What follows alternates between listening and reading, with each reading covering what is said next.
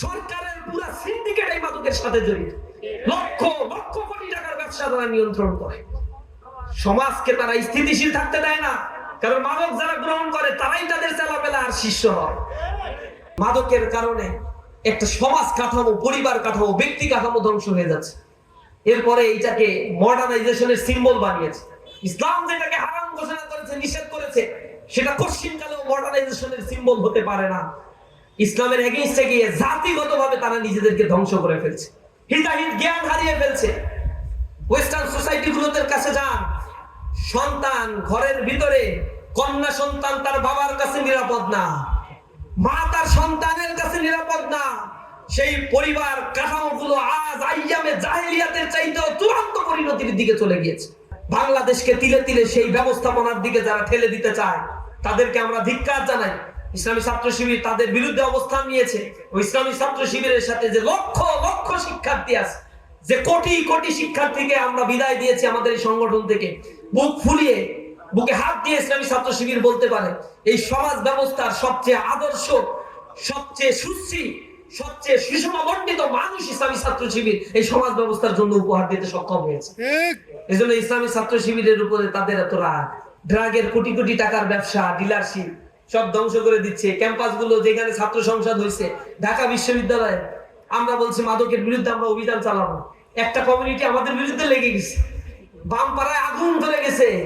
বামপাড়া বলতেছে যে এখন মাত্র মানে ক্যাম্পাসের মধ্যে মাদক ব্যবসা করতে পারে না, খাইতে পারে না, দূরে যেয়ে খাইতে হয়।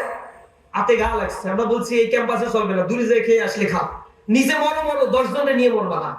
তখন আমাদের বিরুদ্ধে লাগছে আমরা নাকি রাজাকার, আমরা নাকি আল বদর, আমরা নাকি আশামস, আমরা মুক্তিযুদ্ধ বিরোধী। আর বলছি মুক্তিযুদ্ধ বিরোধী হইলাম কেমন? আমার জন্ম তো 1993-94 সালে। বলছে না, তারপরও চেতনায় তোমরা রাজাকার। ওই মাদকের বিরুদ্ধে কথা বলছি।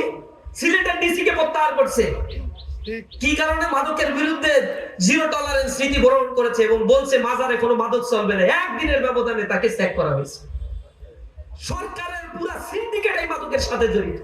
লক্ষ লক্ষ কোটি টাকার ব্যবসা তারা নিয়ন্ত্রণ করে। সমাজকে তারা স্থিতিশীল থাকতে দেয় না, কারণ মাদক যারা গ্রহণ করে তারাই তাদের চালাবেলা আর শিষ্য হয়। প্রধানমন্ত্রী ব্লেম দেয় জামাত ইসলাম নাকি বলছে বাজেটে মাদকের দাম বাড়ানোর জন্য জামাত ইসলাম অখুশি। একটা ফেক একটা আইডি থেকে একটা স্টিকার কাট করা হয়েছে, এইটা দেখে প্রধানমন্ত্রী পর্যন্ত লজ্জা লাগে। একটা জাতির প্রধানমন্ত্রীর ব্যাপারে করুণা হয়। বাজেটের সিস্টেম সম্বন্ধে তিনি ঠিক মতো জানেন না, আইন কানুন সম্বন্ধে তার সুস্পষ্ট ধারণা আছে বলে আমার ধারণা নাই, আমার জানা নাই। তিনি রাষ্ট্র চালাচ্ছেন ফেক একটা কার্ডের উপরে ভিত্তি করে একটা জনসমুদ্রে তিনি বক্তব্য দিয়ে দিচ্ছেন প্রধানমন্ত্রীর মতো জায়গা থেকে। মাদক কি আমরা গ্রহণ করি?